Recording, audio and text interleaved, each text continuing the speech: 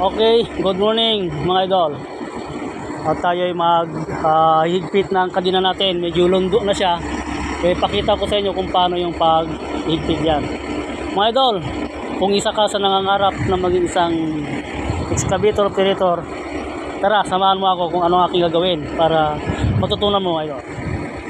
Ang kadina natin mga idol, itong track pad natin ay lundo na siya. Kaya kailangan ay mahigpitan natin. Dito natin, nandiyan yung grasahan niya mga idol. Magrasahan natin para humigpit siya. Ituro ko kung paano yung paggagrasahan mga idol. Una yan ay i-jack up natin mga idol para madaling mabinat. Jack up muna natin mga idol. Okay mga idol, na-jack up na natin mga idol. Kung napapansin nyo, naka-jack up yan. Hindi nakasayad sa lupa. Yan mga idol, yan. At ngayon mga idol, mayroong fittings dito. Yan o. Dito natin gagrasahan mga idol. Okay. Okay, yan mga idol. Pakita mo yun. Kadina. Sa baba, sa baba. Mangunguha daw. Yan ang paggrasa. Daming buyo dun. Yan na nga eh.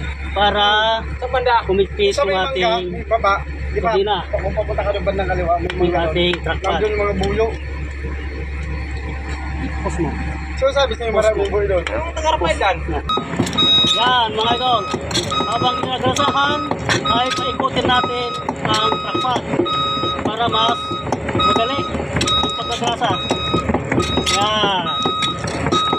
Ganyan ang gawin nyo sa mga nag-umpisa pa lang dyan. Kung gusto nyo matuto sa excavator, dito kayo mag-umpisa mga idol. Sa mga pag-maintenance, paggagrasa, pag-check. Yan. Ganyan lang mga idol ang gawin nyo. Okay.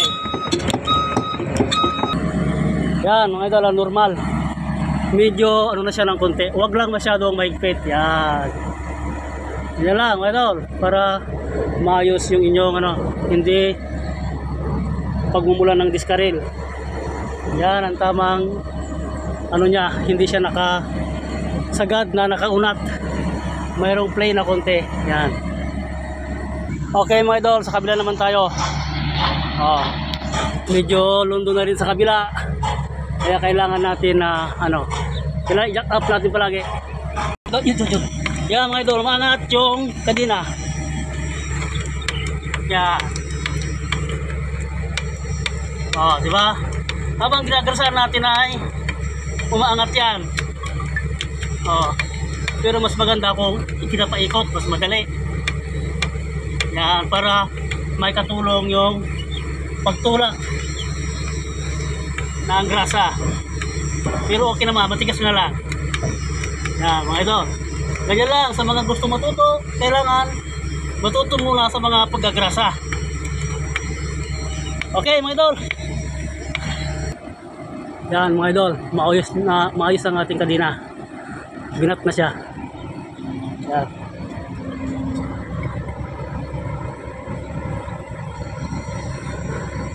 Okay mga idol, ganyan ang tamang niyan. Tamang higpit mga idol. Okay, God bless sa ating lahat.